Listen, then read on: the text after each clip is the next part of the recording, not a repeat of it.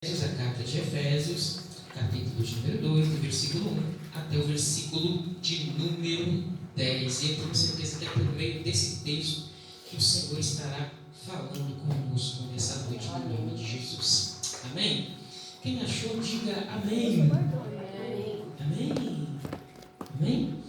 Eu vou ler aqui na minha versão, corrigida, e os irmãos acompanhem na versão que diz assim: Ele vos deu vida, estando vós mortos nos vossos delitos e pecados, nos quais andastes outrora, segundo o curso deste mundo, segundo o príncipe da potestade do ar, do espírito que agora atua nos filhos da desobediência, entre os quais também todos nós andamos outrora, segundo as inclinações da nossa carne, fazendo a vontade da carne e dos pensamentos, e éramos por natureza filhos da ira, como também os demais.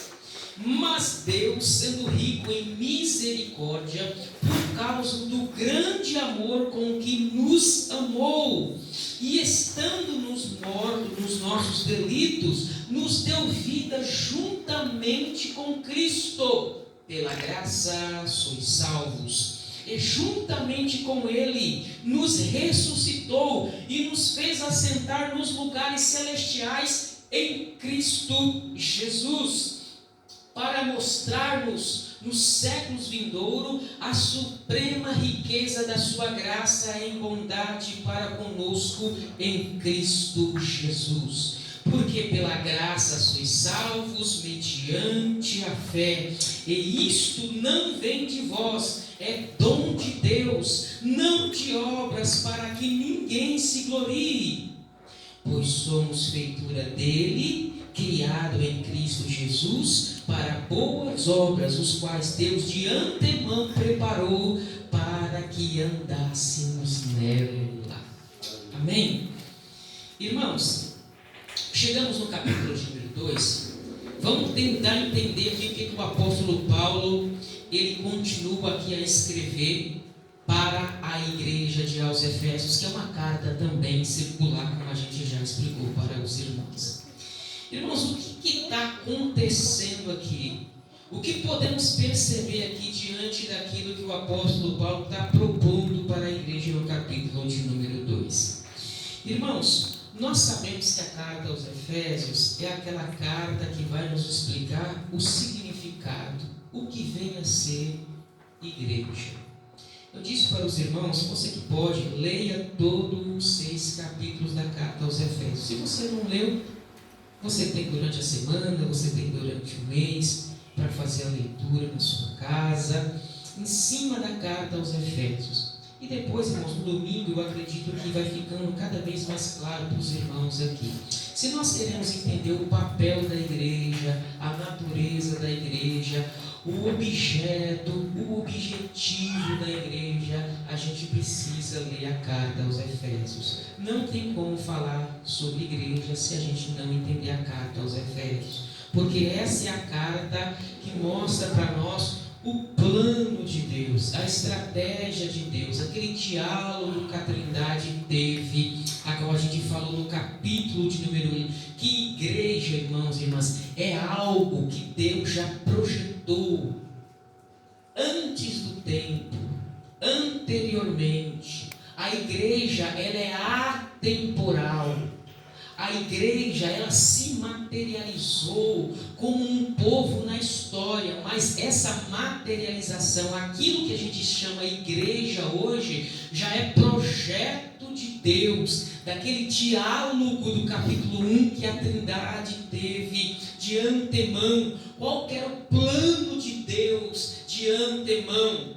Qual que era o plano de Deus? Qual que era a estratégia de Deus? Era chamar um povo para si.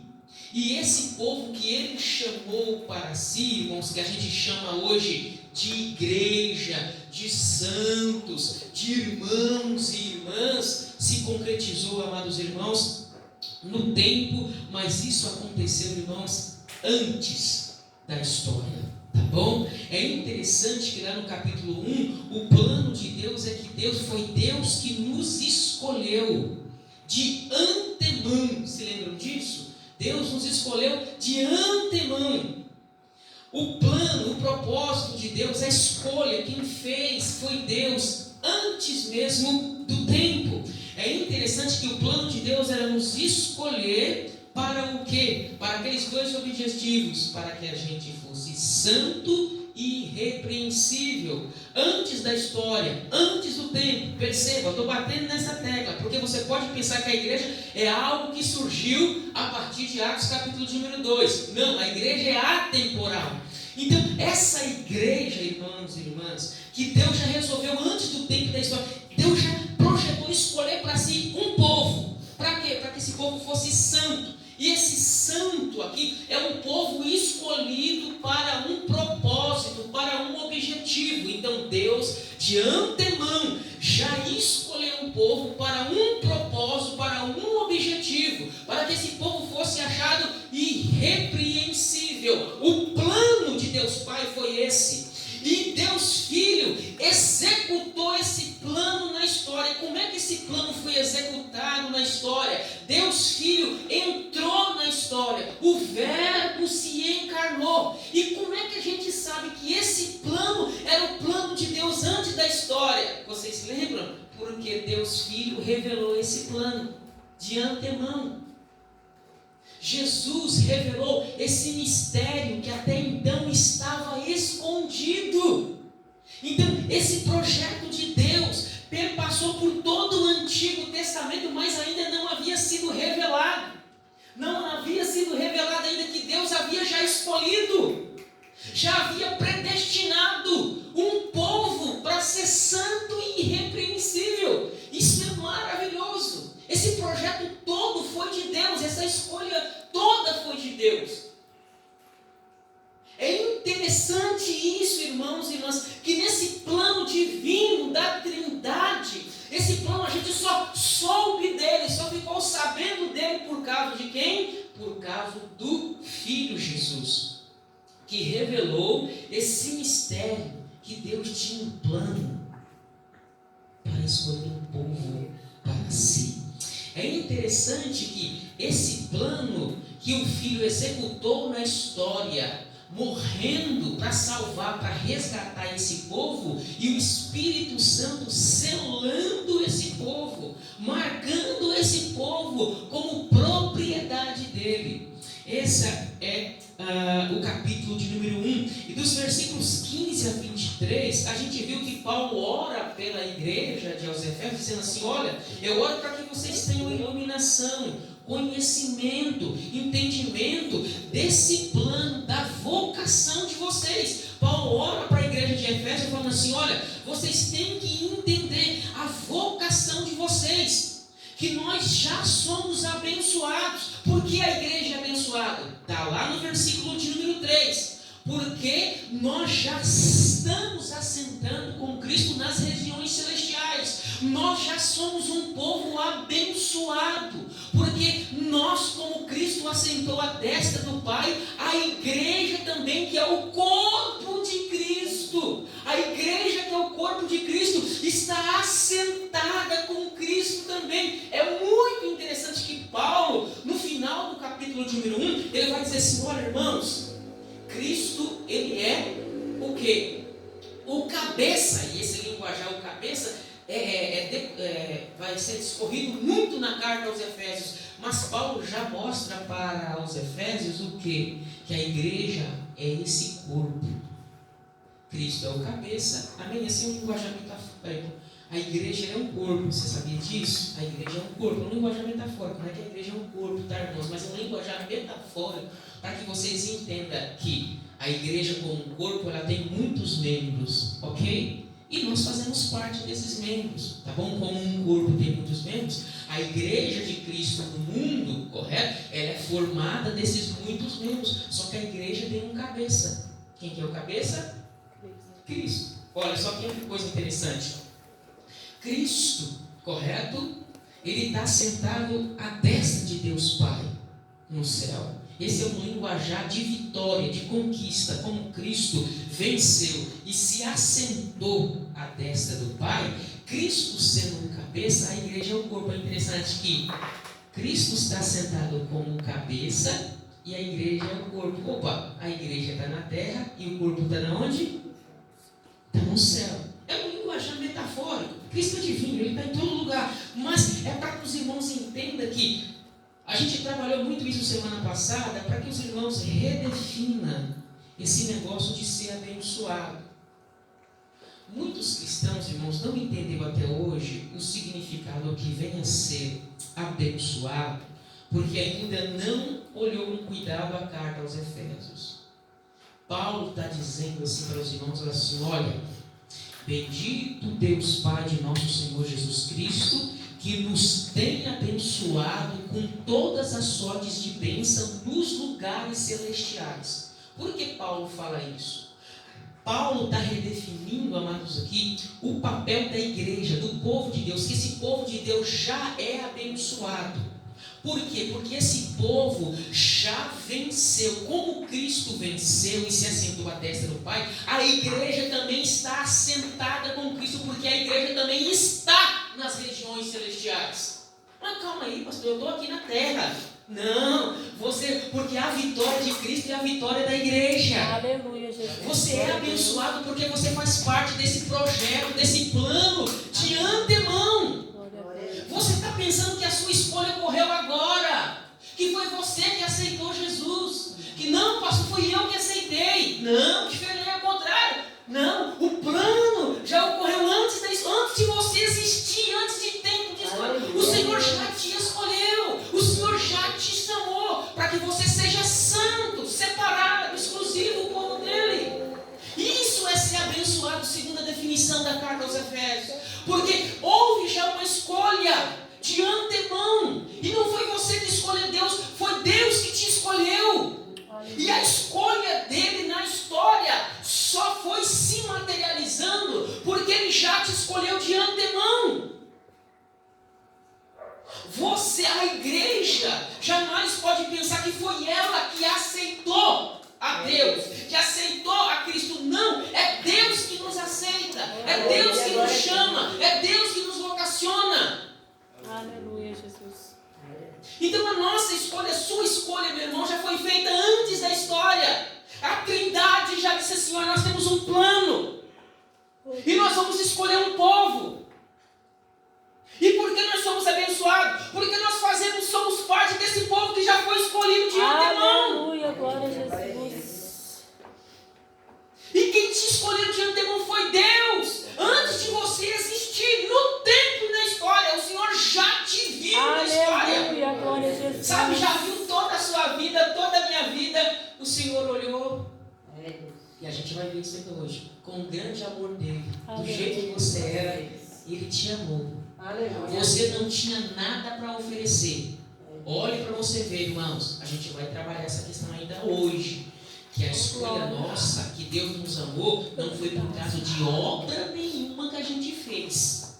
A gente não fez nada de bom, nada de legal. Pelo contrário, é só encrenca, só Jesus nosso. Mas Ele olhou e nos amou. A gente não fez nada para que Ele nos escolhesse. Foi o grande amor dele. Ele nos escolheu no amado. A partir dos versículos 4 a 14, lá você vai ver isso. Porque Ele escolheu a nós, Ele deu o Filho dele para morrer por nós na cruz do Calvário. Por que eu estou dando tanto essa ênfase, irmãos e irmãs? Porque tem pessoas, irmãos e irmãs. O sentido de bênção, hoje a definição de bênção foi redefinida a partir do materialismo e a partir do existencialismo. Como é que você define uma pessoa se ele é abençoado ou não? Olha, segundo o padrão do mundo, para você ser abençoado, você precisa o quê? Morar na Alphaville, ter uma conta com não sei quantos milhões, ter isso, ter aquilo. Você precisa ter um monte de coisa. Você precisa ser um Jó do Antigo Testamento, ter 500 mil camelos, boi, jumenta. Você precisa ter muitas propriedades. Rapaz, esse cara é abençoado, hein?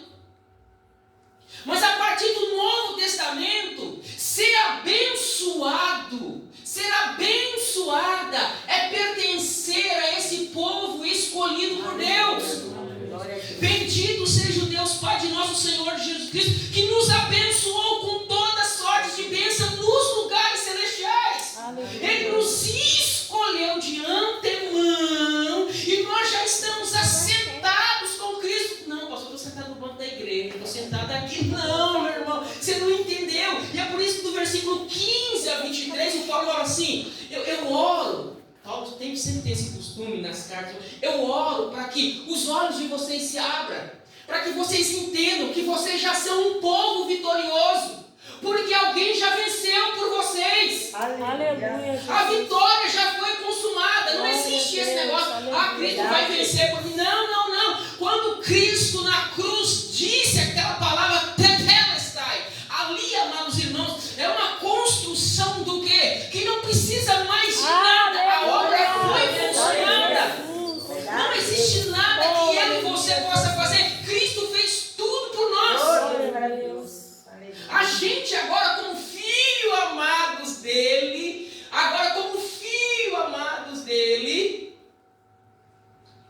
fazemos parte desse projeto. Aleluia.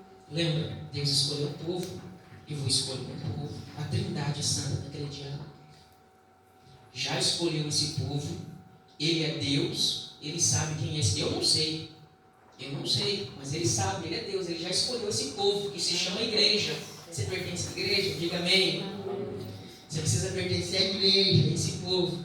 Ele escolheu esse povo para quê? Para que esse povo fosse santo e irrepreensível. E no versículo 5 ele predestinou. O que é predestinar aqui? É dar prévio destino. Para quê? Para se tornar filho e filha de Deus. Você não entendeu? Você foi eleito, escolhido antes da história.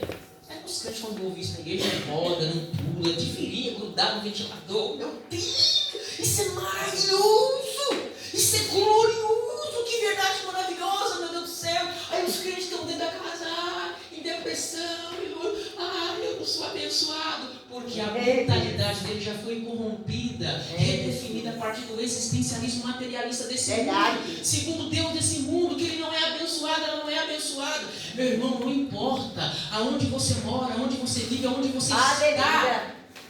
O importante, irmã, é se Deus está com você. Se Deus está com você, você é abençoado. Você pertence ao povo da nova aliança. Então, escolheu de antemão, escolheu a mim e a você diante, já nos viu, ele já viu o povo, já viu a história toda. Eu não sei a história, mas ele já viu a história. Ele escolheu esse povo. Você faz parte desse povo. Nós fazemos parte da igreja. E o que ele falou assim? Eu vou escolher esse povo para que esse povo fosse santo. E o santo aqui, irmão, já disse para os irmãos 300.000 vezes, o santo aqui, Paulo está dizendo que é uma separação para um uso exclusivo. Santo aqui não é coca, amiga, batom, não é nada disso. Ser santo no Novo Testamento é ser separado para um propósito, para um objetivo. Correto? No Antigo Testamento, quando se usava, pegava um objeto, por exemplo assim, a menorá, ela era consagrada a partir daquilo, aquilo era objeto para uso para a glória de Deus. Quando Deus te escolheu, quando Deus escolheu a igreja, você já começa a entender o seu propósito como igreja. Eu disse para vocês na carta, nos ajuda a entender o plano, o projeto de Deus para nós como igreja. Então o plano de Deus para mim, então, é me escolher para um propósito, para um objetivo. Sério? Sim, exatamente. Deus te escolheu para a sua vida nesse mundo, nesse propósito, nesse objetivo, meu irmão. Minha vida não tem propósito. Minha vida não tem objetivo. Deus me ama. Deus me ama. Irmãos, a carta aos Efésios está dizendo que Deus já te amou. Deus precisa ficar provando para você de 2 em 2 meses que Ele te ama. Deus precisa mostrar de toda semana que Ele te ama.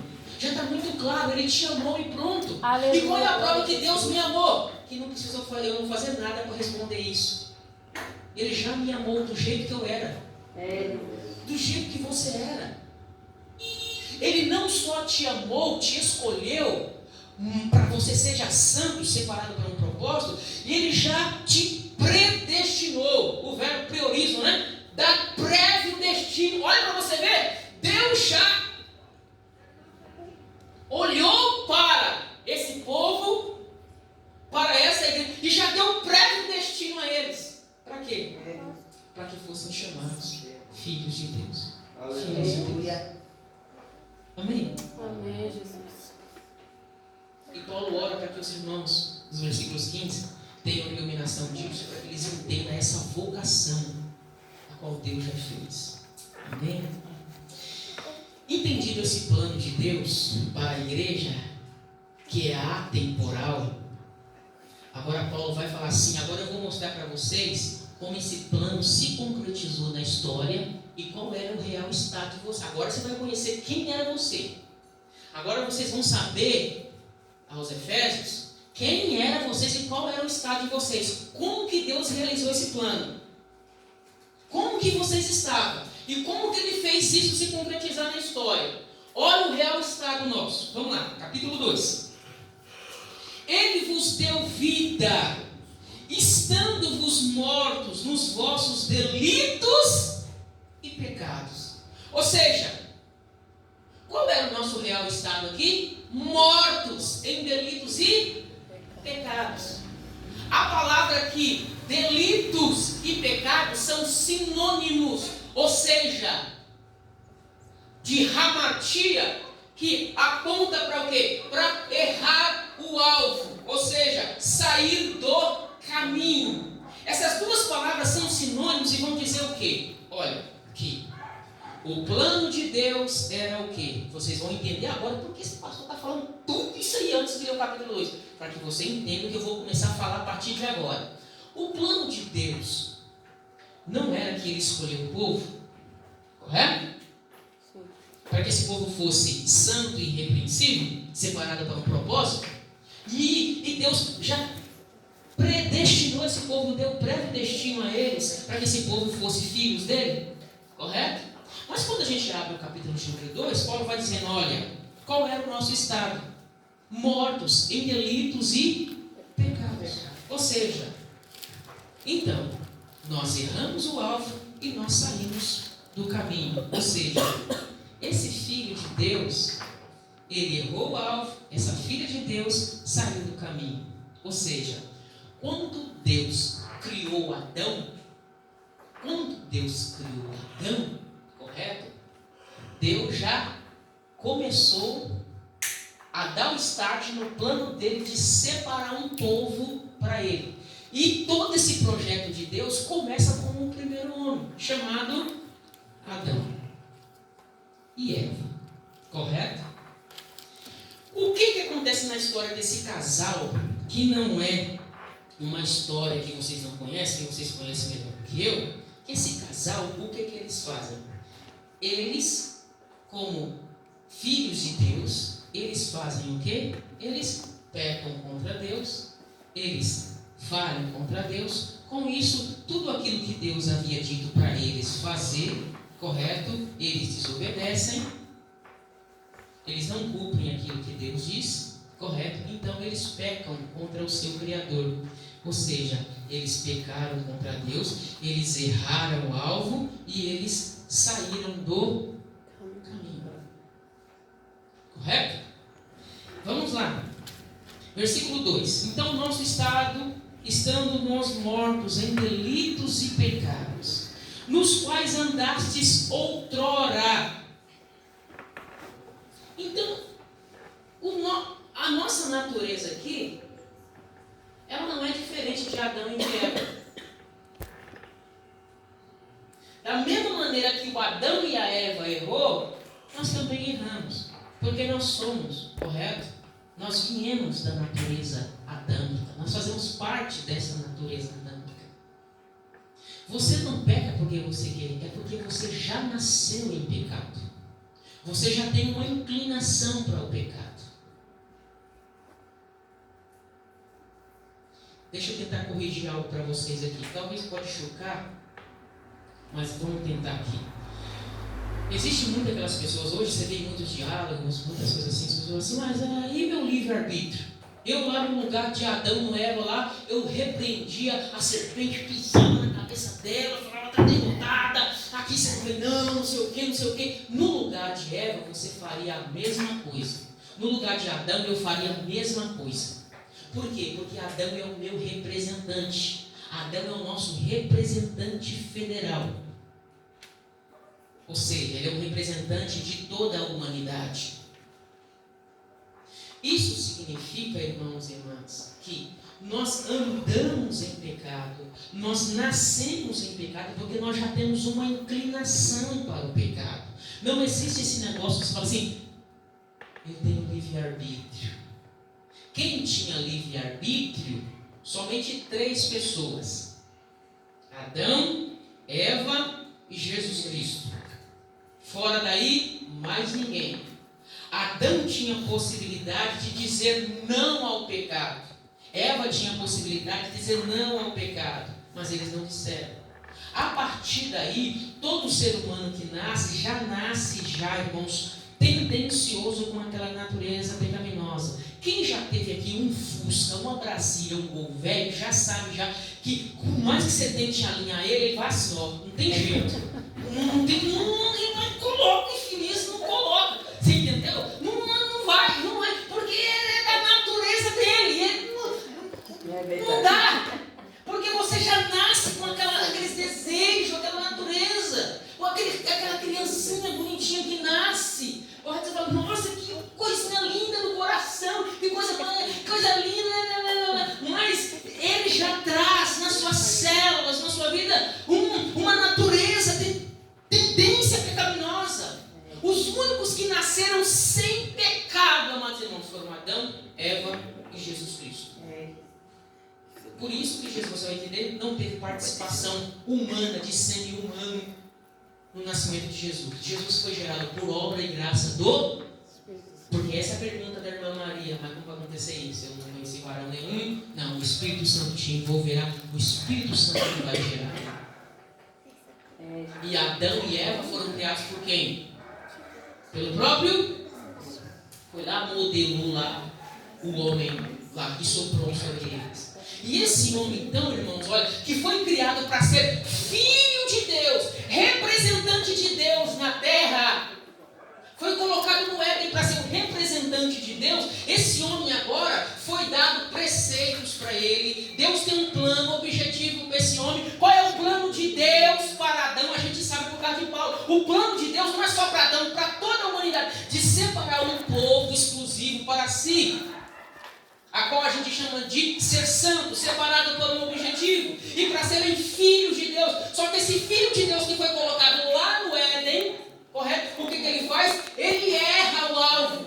Errar o alvo aqui é você pecar. Por exemplo, está aqui, ó. Quem já tirou flecha aqui, já viu o alvo? Aqui, né? Tem um alvo lá, correto? Olha, esses aqui são os alvos que Deus estabeleceu que você tem que atingir. Mas o Adão e a Eva erraram o alvo.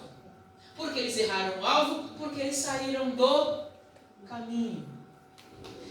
Esse é o nosso estado, como o estado de Adão, andando nos nossos delitos e pecados. Então nós erramos o alvo, meu irmão e minha irmã. Aí o texto do versículo 2 continua dizendo: segundo, 3 coisas estão acontecendo aqui no versículo 2. Nos quais andaste outrora, segundo o curso desse mundo, segundo o príncipe da potestade do ar e do espírito que agora atua nos filhos da desobediência. Ou seja, irmãos e irmãs, a humanidade, então, ela começa agora a andar segundo o curso desse mundo. A palavra aqui, segundo o curso desse mundo, está apontando agora o quê? Que o homem errou o alvo que Deus estabeleceu para ele, correto? Eu acho que vale a pena lembrar para vocês, mas eu acredito que está na mente de vocês. O alvo deles é: vocês podem fazer isso no jardim, mas isso aqui vocês não podem fazer. Quer comer, não é a maçã, pelo amor de Deus. A gente não sabe o que foi. Tá? Mas eles erraram esse alvo. Amém? Que Deus deu. Então agora eles vão, já que eles não erraram o alvo, estão andando agora, não segundo mais a vontade que Deus estabeleceu, mas eles vão andar agora segundo a vontade do mundo, segundo o príncipe da potestade do ar, correto?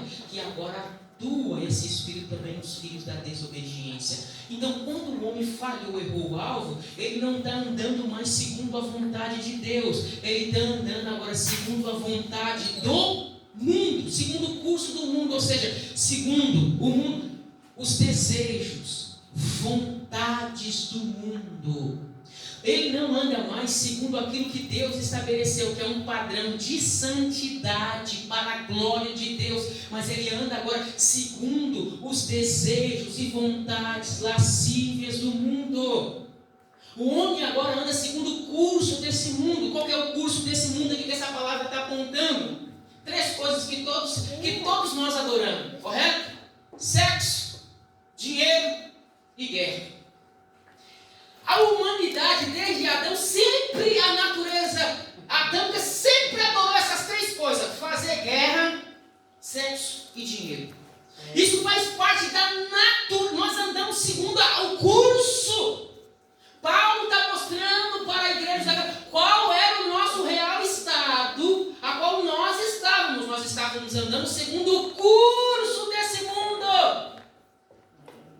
Correto? O que o homem está mais atrás hoje? Dinheiro. Correto? Poder. Dinheiro está não. Muito certo, né? É poder. Não é verdade? A questão sexual que o mundo hoje, irmãos e irmãs, olha, você pode anotar qualquer... Não precisa nem falar. Sodoma e Gomorra perdeu feio para a situação do nosso contexto, né? E guerra. Então, o ser humano anda segundo o curso desse mundo, mas não é isso que Deus estabeleceu. Veja que nós estávamos vivendo segundo esse contexto. Para a atenção para você. Você estava andando segundo o contexto desse mundo. Olha como está no seu real estado, porque o Adão desobedeceu lá, e por causa dessa natureza pecaminosa, a gente já nasce com essa tendência, com essa natureza pecaminosa. Nós estávamos andando segundo o curso desse mundo. Entenderam isso, né? Segundo as vontades, desejos do mundo, sexo, droga e todas essas imundícias que tem no mundo. Segundo o príncipe da potestade do ar, ou seja, o príncipe da potestade aqui, irmãos e irmãs, a potestade do ar. Aqui Paulo está deixando muito bem claro aqui que são potestades, poderes demoníacos. Paulo está falando para nós aqui da existência de espíritos malignos. Deixa eu abrir uma aspa bem grande aqui para você não cair naquele movimento de batalha espiritual que existe por aí, que tem demônio na caixa d'água, dentro do guarda-roupa, né? Tem um demônio na sua carteira, com isso de dinheiro, tem um demônio ali, tem um batalha espiritual, isso faz oração na prefeitura, na rua, tem que amarrar os demônios de tudo quanto é lado. Não é isso. Paulo simplesmente está falando aqui do príncipe da potestade do ar. Ele está falando assim, o ar está onde, irmão? Onde está o ar? Quem está vendo o ar? O ar é algo que está ao nosso redor, correto? Ou seja, isso fala o quê? Paulo simplesmente está dizendo para os irmãos o quê? Que nós andávamos segundo o curso desse mundo e segundo, amados irmãos, a potestade do ar. Ele está falando da existência de demônios, de espíritos malignos que atuam nesse mundo a partir da queda do homem. A gente não pode entrar, exagerar em tentar achar demônio em tudo quanto é lugar, debaixo da sua mesa, debaixo do carro, debaixo do guarda-roupa, extremo, mas também a gente tem que tomar cuidado para não negar isso, porque as pessoas já negam a existência de que existe Satanás. Paulo está dizendo aqui que ele está atuando nesse mundo. E é qualificado aqui como príncipe da potestade, ou seja, potestades que estão atuando, influenciando nesse mundo. Nós andávamos segundo o curso, irmãos. Olha, você vê os desejos e vontade do mundo. Segundo as influências de Satanás, que está atuando nesse mundo. É o príncipe da potestade do ar. Não é que existe demônio aqui, tem um lugar, tem demônio aqui em cima, tem demônio ali. Não, simplesmente ele está falando que esse mundo, irmãos, existe forças, espíritos malignos, correto? que atuam nesse mundo. E possivelmente Paulo está tirando isso do linguajar de Isaías, Ezequiel e Apocalipse, porque Satanás, junto com os anjos, eles foram atirados para onde? Para a terra. Então, eles estão atuando, correto, nesse mundo. Amém? Então, Satanás tem influenciado muitas vidas, tem aprisionado muitas vidas. Tem coisa que você, como crente, Deus já te deu, você me fala, não, isso aí tem uma influência maligna aí muito grande. Isso aí tem uma influência, a pessoa está presa, tá? E precisa do quê? De alguém mais forte para amarrar, manietar, como Jesus fala, manietar esse valente que está dominando essa casa, essa vida dessa pessoa. Mas é isso que Paulo está falando. E muitas pessoas estão aprisionadas por esse príncipe da potestade do ar. E também que agora atua nos filhos da desobediência. A partir da desobediência de Adão, agora, olha para vocês verem, o espírito agora que está atuando na vida do homem caído é o espírito o quê? Da desobediência, que está operando. O texto aqui fala de um genitivo, amados irmãos, ou seja, que faz parte da vida da pessoa, que atua na vida da pessoa. A gente lê lá no capítulo de número 1, no capítulo 1, versículo 19, que a suprema grandeza do poder para com os que cremos, segundo a eficácia da força do seu poder. Ou seja, não é a força do Espírito Santo que atua na vida dessas pessoas, é a força da eficácia do maligno, por causa que se tornaram filhos da desobediência. Então, qual é a realidade do mundo, amados irmãos, caído? É o quê? É que esse homem saiu do plano, do projeto que Deus estabeleceu para ele, determinou para ele. Ele preferiu sair do caminho, errar o alvo. A partir do momento que ele errou o alvo, esse homem se encontrou num estado de morte, estando-vos mortos nos vossos delitos e pecados, correto? Esse homem morreu, está morto.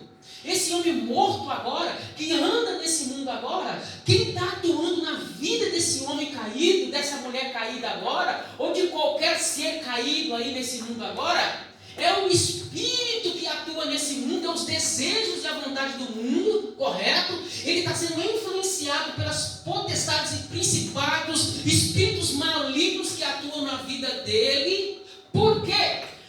Que agora atua nos filhos da desobediência, ou seja, esses espíritos malignos aprisionam essas vidas agora, simplesmente por quê? Porque esse ser humano errou o alvo e saiu da vontade de Deus. É assim que nós estamos. E Paulo começa a mostrar aqui qual é o nosso real estado, qual é. Olha, ele já mostrou o plano de Deus, agora ele está mostrando o nosso real estado, quem é que está atuando nesse mundo. Ô irmão, vai chegar na conclusão aí, a gente tem perguntas no final aqui. Olha para você ver. Nós estávamos mortos em delitos e pecados, andamos segundo o curso desse mundo, segundo a vontade do príncipe da potestade do ar, com essa influência toda, e esse espírito atua agora nesses filhos da desobediência. Me diga, irmão, como é que um homem desse, como é que uma mulher desse vai levantar a mão e vai falar assim: eu aceito Jesus, eu te amo, Senhor? Fala para mim como. Não tem como. Não tem como. Paulo está falando em Efésios, moradores da cidade, é isso que estava atuando na vida de vocês. Vocês estavam presos nisso. Agora você está entendendo como que esse mundo está aprisionado. Qual é o real estado desse mundo? Em delitos, em pecado, andando segundo os desejos e vontades do mundo, influenciados por espíritos malignos que estão atuando nesses filhos da desobediência. Esse é o real estado desse mundo. Olha o versículo de número 3. Olha o versículo 3. Entre os quais também nós. Agora Paulo começa a falar nós, ou seja, ele falou para os gentios, correto? Agora ele começa a falar os judeus também. Olha, começa a falar para ele agora. E nós andávamos outrora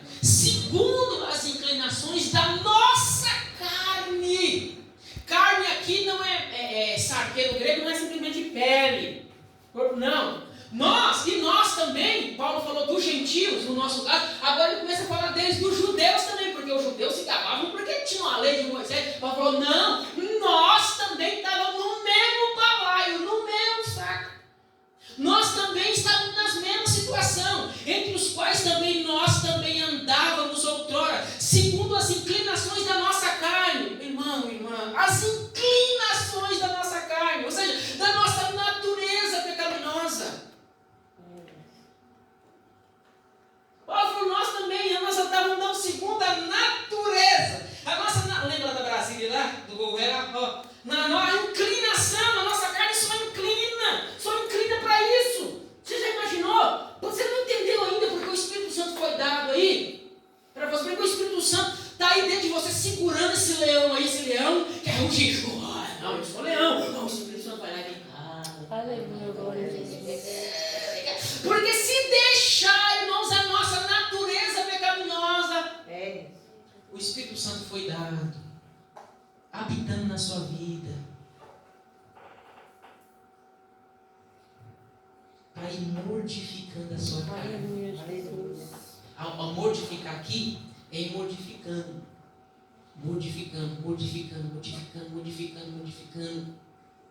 É claro que essa natureza, irmãos, ela só vai ser mortificada plenamente no retorno glorioso do Senhor, quando os nossos corpos passarem pela glorificação. Enquanto a gente estiver nesse mundo, lembra da exposição de Gálatas? Essa luta da carne contra o Espírito.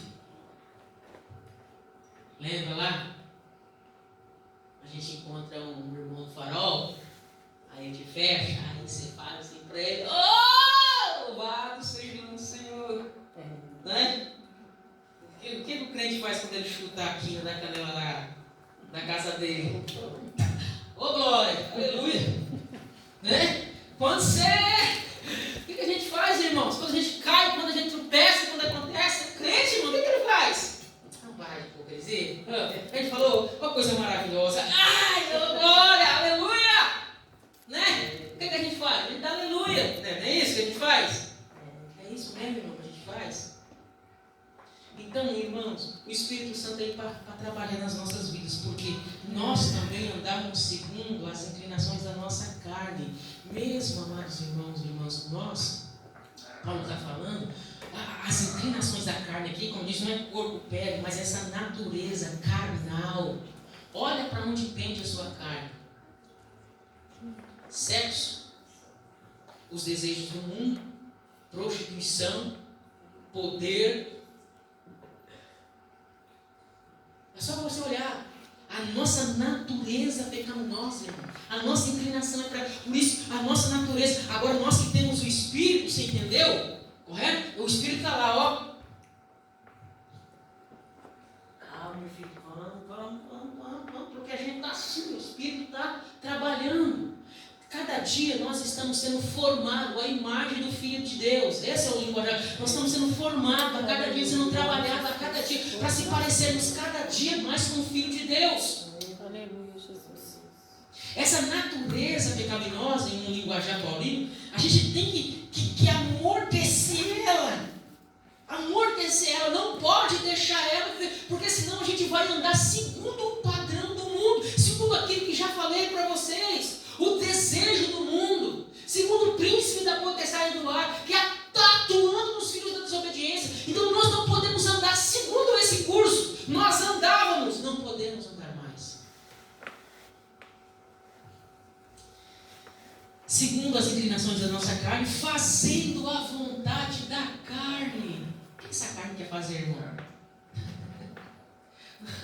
Nossa inclinação é para a carne, fazendo os desejos da nossa carne, agora da boca e dos pensamentos. Paulo está sendo sincero aqui, falando, esse é o nosso real estado, a nossa real situação. Nós também andamos segundo a inclinação da nossa carne, fazendo a vontade da nossa carne e dos nossos pensamentos. Amém? Você tem coragem do Senhor colocar no telão o que você já pensou? Eu já pensei em matar uns 20, irmão. Eu teria vergonha. Se eu colocasse lá, eu falei assim, meu Deus, Jesus, já pensei em coisa terrível, meu Pai, Espírito Santo de Deus, Senhor, me ajuda. Porque, irmãos, essa é a nossa inclinação da carne, os nossos pensamentos. Não é verdade? Sim ou não? Olha aqui. E éramos por natureza filhos da ira, como também os demais. Então, tanto gentios como judeus estão dentro do mesmo pacote, da mesma situação. A natureza adâmica influenciou todo o ser humano. Esse é o nosso real estado. Essa é a nossa real. Agora você sai daqui nessa noite sabendo qual a real situação desse mundo. Aí você faz aquela pergunta, nem se perguntar: esse é a real situação do mundo? As pessoas que andam segundo o curso desse mundo, o que você pode esperar desse mundo, irmão? Existe um espírito da desobediência atuando nesse mundo. E por natureza são filhos da ira de Deus. Mas o versículo de número 4 agora tem um contraste. Olha o contraste agora. Nós estávamos nessa situação, olha o contraste agora. Mas Deus, olha que versativo aí. Mas Deus, sendo rico em misericórdia, por causa do grande amor com que nos amou. Eu tenho bronca de crente que está de 2 em 2 meses. O Senhor não me ama, o Senhor não me ama, o Senhor não me ama. Por que o Senhor não me ama? Porque o Senhor fez isso por mim, porque o Senhor fez isso por mim. Deus já demonstrou o amor dele. Antes mesmo do tempo e da história, que Ele já havia te amado. Ele te ama, não deixa o inimigo cegar isso, tirar isso do seu coração. Bata no peito e diga: eu sou amado por Deus. O inimigo quer roubar essa verdade do coração da igreja, dos filhos de Deus. Você é amado por Deus. Você é amada por Deus, meu irmão, minha irmã. Nós somos amados por Deus. Deus só não nos amou antes da história, mas na cruz Ele mostrou isso definitivamente, dando o Filho dele por nós na cruz do Calvário, morrendo por nós. Olha aqui o real estado nosso. Quem é que deveria morrer na cruz? Quem que estava em delito, em pecado? Quem andava segundo o curso do mundo, da potestade, do principado? Quem é os filhos da desobediência? Éramos nós, era eu. Mas Deus, no seu infinito amor, no seu rico e misericordioso amor com que nos amou, irmãos. Aleluia, Jesus. Deus, irmãos, o que acontece na cruz do Calvário? Ele só concretizou aquele diálogo atemporal antes da história que a Trindade já havia conversado. Esse amor de Deus é algo que se concretizou na história na cruz do Calvário. Amém. Mas Deus, sendo rico em misericórdia por causa do seu grande amor com que nos amou. Então Ele te amou, você estando nessa real situação, andando segundo o curso desse mundo, segundo a vontade da principal, da potestade do ar, que está atuando os filhos da desobediência que eram nós. Versículo 5. E estando-nos mortos em nossos delitos, e estando-nos mortos...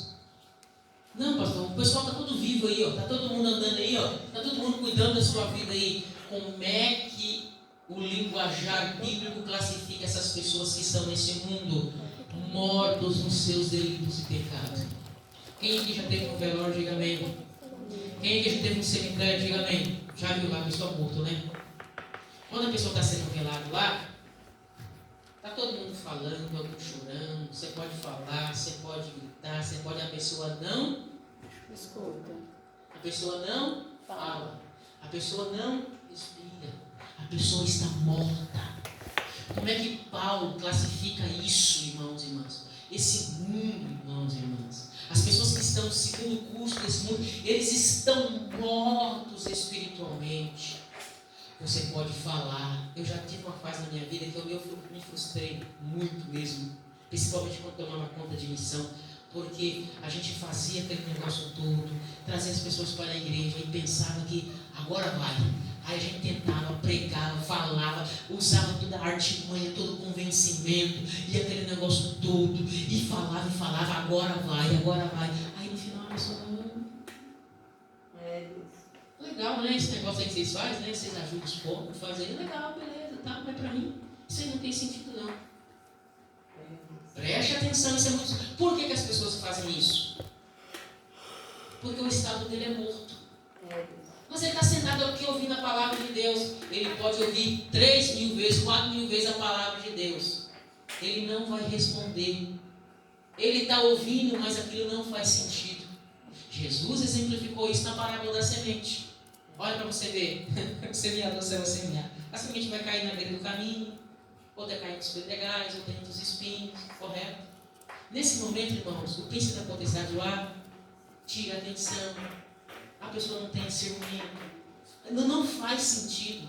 Aí você, aquela palavra, você está ali, meu Deus, que coisa maravilhosa, meu Deus, Senhor, que coisa maravilhosa. Do outro lado tem pessoa do outro lado.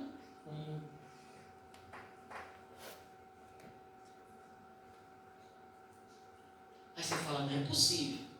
É porque você não leu a carta aos Efésios ainda. A partir do capítulo 2. A igreja, o anjo, o Gabriel pode aparecer aqui agora. Pode aparecer um serafim, um querubim, pode aparecer o próprio Cristo aqui agora. O pecador que está segundo o curso desse mundo, ele vai olhar e vai falar, legal, apareceu um anjo lá na igreja, você viu, ele tinha asa branca, né? Ele voava para cá, voava para lá, tal. Porque nós, igrejas, entendemos o quê? Se cair o poder de Deus na igreja, se acontecer sinais e maravilha, o povo vai se arrepender e vai crer. O Êxodo já disse que não.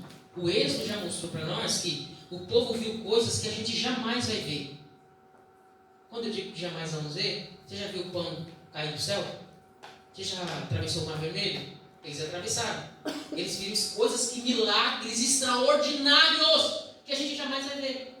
E lá na frente o pessoal nos murmuraram. E a gente acha, não, fulano tinha que estar lá na igreja hoje. Se ele estivesse lá, ele teria... Não, irmão, não é isso que faz a pessoa se arrepender e se converter. Não, pastor, eu conheço testemunho em casa, a pessoa ouviu lá, a pessoa levantou a mão e aceitou Jesus. Não, essa definição de aceitar Jesus também está equivocada. Aceitar Jesus não é levantar a mão. E esse é um costume nosso, é uma tradição nossa, mas isso não é aceitar Jesus. Aceitar Jesus não é levantar a mão, correto? Não, aceitar Jesus é uma caminhada. Preste atenção, desses aí que você conhece que foi lá na frente. Cadê o fulano? Não, aceitar Jesus é uma caminhada, é um discipulado, que vai mostrar realmente um camarada. Você entendeu? Amém? Então, irmãos e irmãs, nós estávamos andando segundo, irmãos, o curso desse mundo. E as pessoas que andam segundo o curso desse mundo, eles não faz sentido para eles, eles estão mortos nos seus delitos e pecados. Para que essas pessoas passem a entender a verdade do Evangelho, eles precisam do quê? Quem está morto precisa do quê? Eles precisam ser vivificados. Eles precisam ser ressuscitados. Quando o morto passa a ter vida,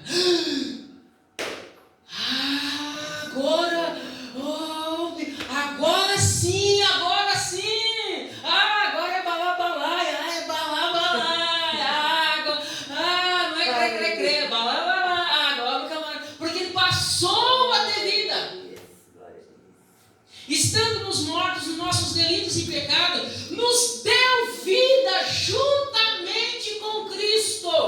Ou seja, o que Paulo está dizendo aqui? Que aquele mesmo poder que a gente já trabalhou no capítulo 1, semana retrasada, que ressuscitou Jesus dos mortos, esse mesmo poder continua atuando para ressuscitar vidas que estão mortas. E quem é o único que pode ressuscitar, dar vida para esses que estão mortos nos seus delitos e pecados? É o próprio Deus por meio do Espírito Santo. Estando nos mortos nos nossos delitos e pecados, deu vida juntamente com Cristo. Pela graça sois salvos. A graça, como os irmãos sabem, aquela palavra clássica, né? Esse favor imerecido que a gente não merecia. Deus resolveu não só te amar, ser rico em misericórdia para com você, mas Ele foi gracioso. Salvação é pura graça de Deus manifestada na sua vida. Essa graça foi revelada e manifestada para nos dar, assim, ó, a salvação, nos oferecer a salvação. E juntamente com Ele, olha, esse poder que ressuscitou a Cristo, pela graça sois salvos, e o versículo 6, e juntamente com Ele que em Cristo nos ressuscitou e nos fez assentar nos lugares celestiais, como a quem confirmou. Você vê que Paulo está naquela mesma pegada que eu falei para vocês no capítulo de número 1. Por que nós somos vitoriosos? Porque da mesma maneira que Deus ressuscitou Cristo dos mortos no terceiro dia, esse mesmo poder continua ressuscitando vidas na história. E nós somos abençoados, como diz o capítulo 1, versículo 3, correto? Nós já estamos assentados nos lugares celestiais, porque Cristo se assentou à destra do Pai, e a igreja também está assentada com Cristo também como vitoriosa, porque a igreja é o corpo de Cristo. E nos fez assentar nos lugares celestiais. Não, pastor, estou sentado em cadeira aqui. Não. O olhar de Deus é que a igreja, esse povo que Ele escolheu, esse povo já venceu com Cristo. A ressurreição de Cristo é a garantia da nossa vitória. Aleluia. A ressurreição de Cristo é a garantia da nossa vitória. A morte não pode segurar Aleluia, o Filho de Deus.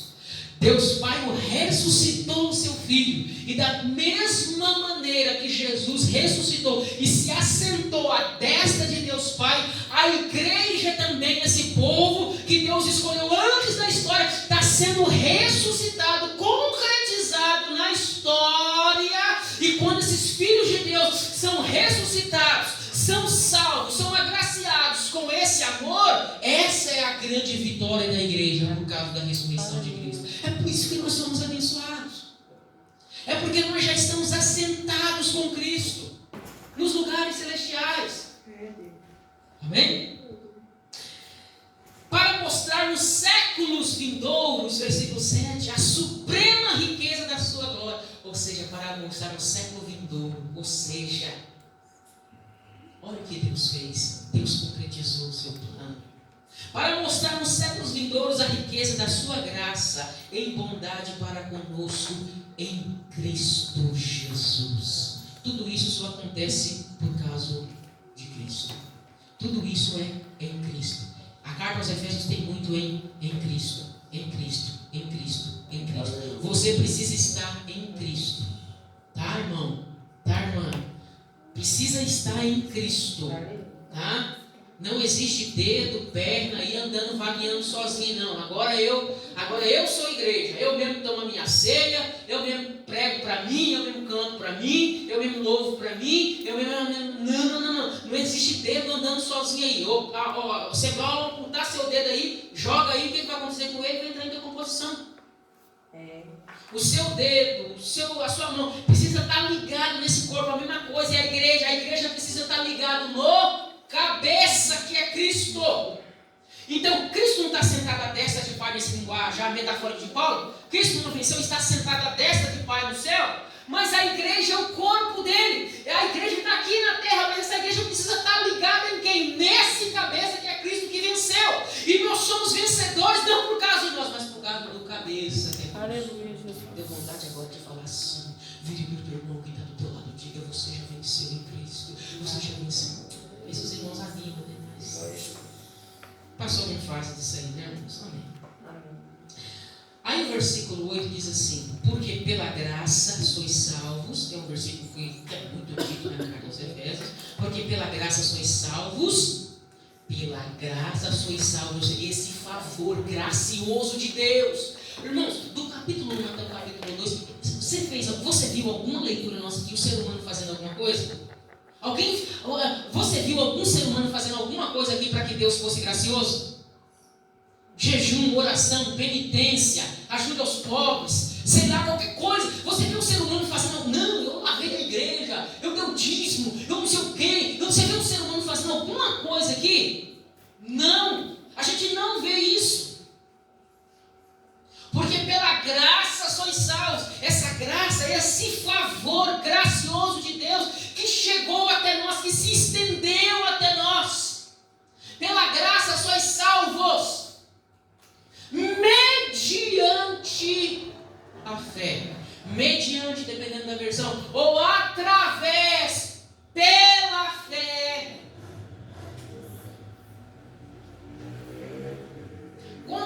graça chegou até você, quando Deus, salvação, ela parte de Deus. Como a gente viu aqui, todo esse plano aqui está partindo de quem? De Deus.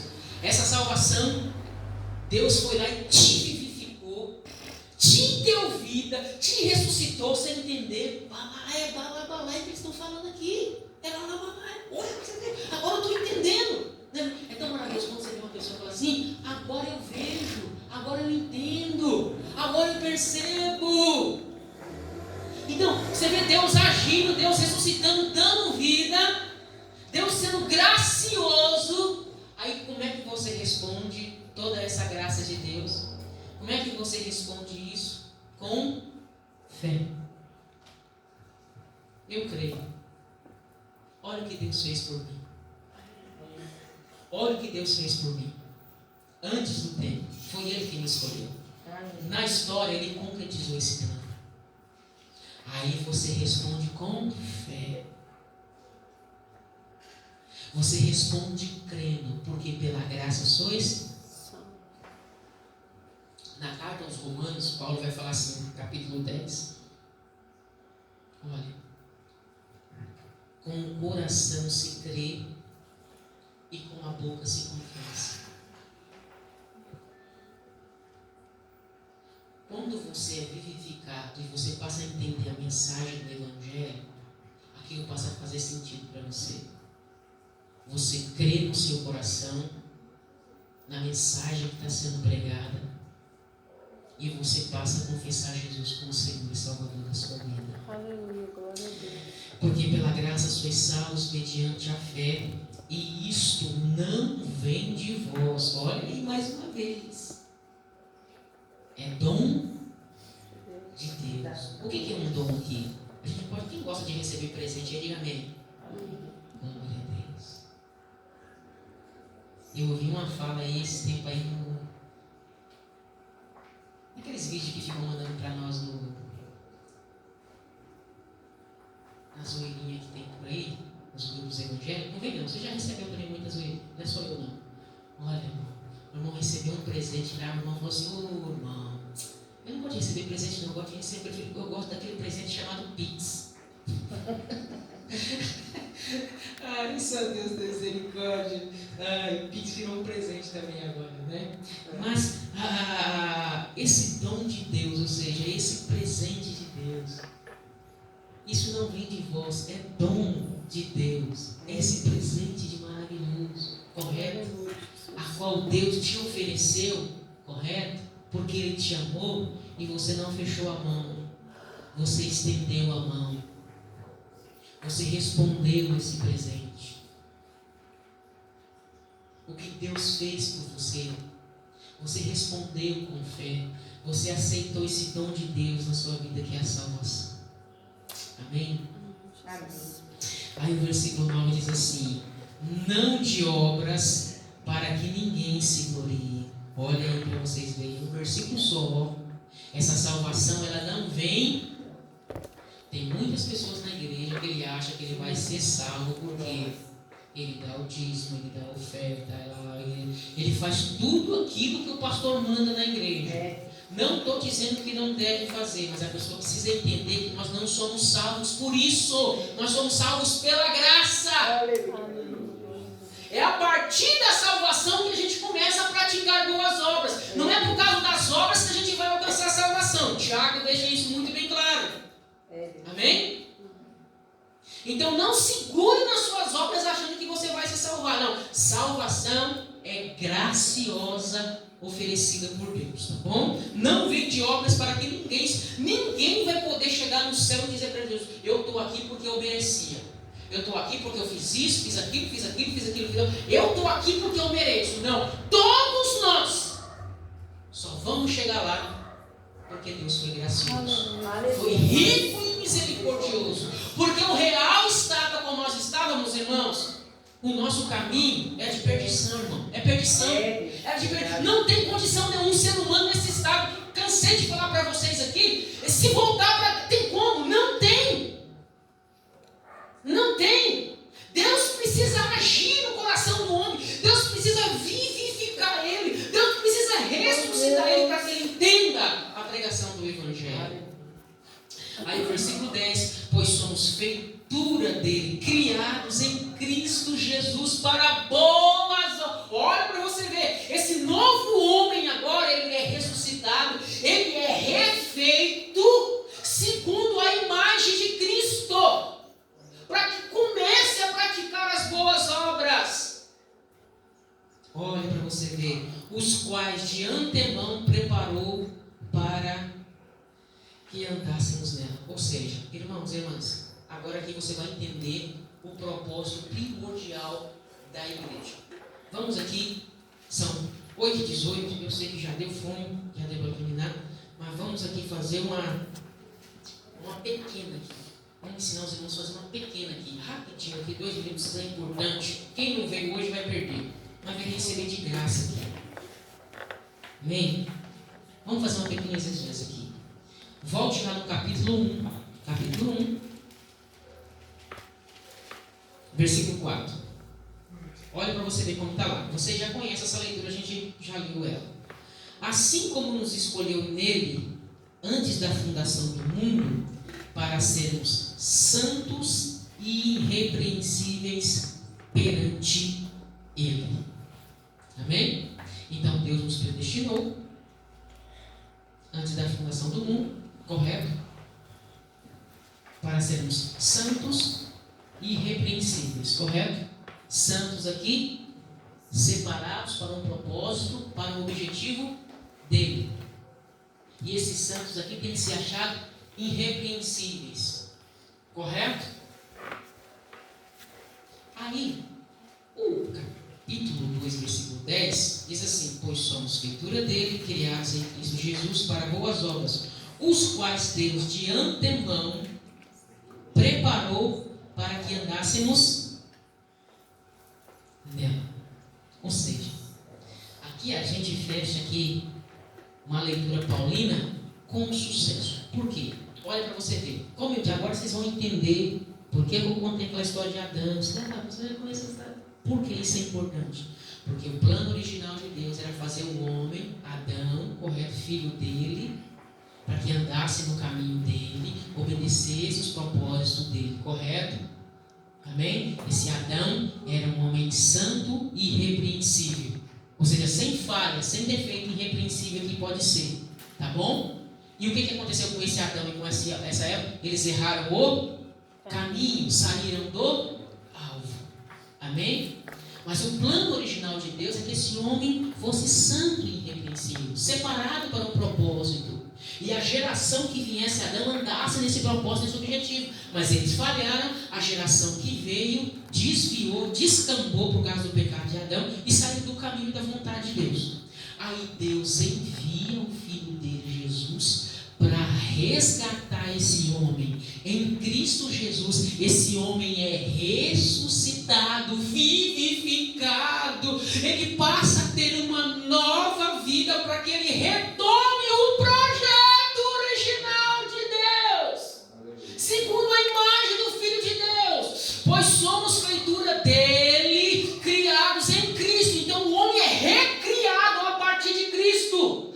É quando você ou eu se rende a Cristo, confessa a Cristo, aceita o que Cristo fez por nós na cruz do Calvário, nós temos esse novo homem. Eu gosto do linguajar da NA, que fala assim: nós temos uma nova humanidade, porque o homem está andando segundo o delito do mundo, segundo o principado da potestade, morto no delito e pecado. Ele está morto, mas em Cristo esse homem é vivificado, refeito, restaurado, renovado, para que ande segundo o propósito que Deus havia estabelecido anteriormente. Para em Cristo, para boas obras. Esse homem agora, então, você foi vivificado, chamado para quê?